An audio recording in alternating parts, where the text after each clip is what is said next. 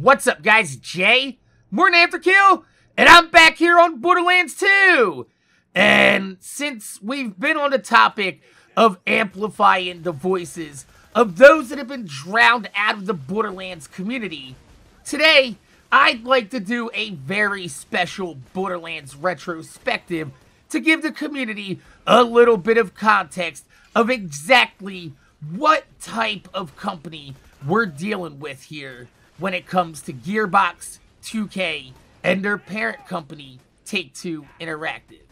by telling the story of the once and still very much beloved martyr of the Borderlands community, SupMatto. Now, for those of you guys that don't know, SupMatto was a Borderlands YouTuber who popped up onto the scene sometime after the pre-sequel short-lived content cycle and the pre-release hype train for Borderlands 3, offering all sorts of news and information leading into the release of Borderlands 3, which included, but wasn't limited to, Borderlands 3 content leaks, which, at the time, kinda sounded like he was passing off bad Borderlands fanfiction as real-life information about Borderlands 3. Unfortunately for everyone, the leaks were real, and the bad Borderlands fanfiction was actually just Gearbox's Borderlands 3 design. Even more unfortunate for Matto was that he would catch the attention of 2K and their parent company, Take-Two Interactive, with these leaks, who would then go on to launch an investigation into his public Discord server where 2K alleges that he was selling leaked information in a private paywalled section of the server, where he allegedly charged $5 for access to these channels within the larger public Discord itself. However, Matto maintained his innocence that while he was sharing privy information within this channel, the $5 access was merely to gain entry to the channel in which he made himself and information more publicly available before releasing. Very much akin to a YouTuber given early access and behind-the-scenes activity on Patreon. Semantics aside, it doesn't matter which side you believe. The fact is that Matto was now on 2K's radar. So much so that even Randy Pitchford himself would reach out to SupMatto on Twitter an entire year before Borderlands 3 released and had a conversation which was described between Matto and his Gearbox source as a positive conversation,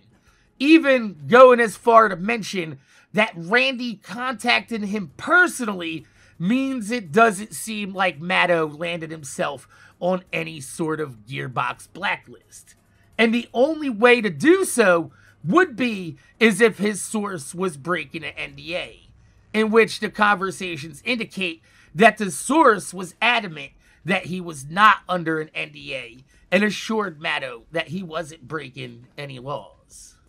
Now, given his positive conversation with Randy Pitchford and his assurance that he wasn't breaking any NDAs with his source, Matto continued posting coverage of his Borderlands 3 pre-release news and information, and catching wind from a Borderlands 3 EchoCast extension video posted by Gearbox on their own Borderlands YouTube channel, giving everyone an early look at the upcoming Twitch integrated feature, the EchoCast Twitch extension, in which users can earn in-game loot that drops in the streamer's game. And in one of these clips, you can see a test Twitch username of random numbers and letters, which not only led back to these Gearbox test Twitch accounts, but also a treasure trove of information on Borderlands 3. Information that Matto would go on to disseminate to his community via Discord and eventually YouTube uploads. And it was at this point that 2K claims they had enough evidence to target Matto for leaking trade secrets to the public. And they took action, sending a single copyright strike to Matto's YouTube channel, followed by Take-Two Interactive's goons, the very same ones that they've sent after GTA leakers in the past, to try and intimidate Matto into revealing his source so they could take action against the leaker. Matto refused to give up his source and posted a video on his channel in which he explained that his channel was under attack by 2K, explaining that they sent the 2K goon squad to his house and he wasn't sure how long his channel was going to be available, which wasn't very long at all, before receiving over 100 copyright strikes on pretty much every video that he ever posted that contained early Borderlands 3 information, effectively using and abusing YouTube's copyright takedown system to nuke SupMatto's channel into oblivion. And Matto and his community turned towards two YouTubers that he always spoke highly of in his content. However, he was not only met with silence, but he was also hung out to dry in front of their communities, with Joltsdude and Killer6 going on the record multiple times over the years to their fans that not only will they not help him, but that he deserved what he got from Gearbox and 2K. And while I will say that any content creator that deals with early information knows they're playing with fire,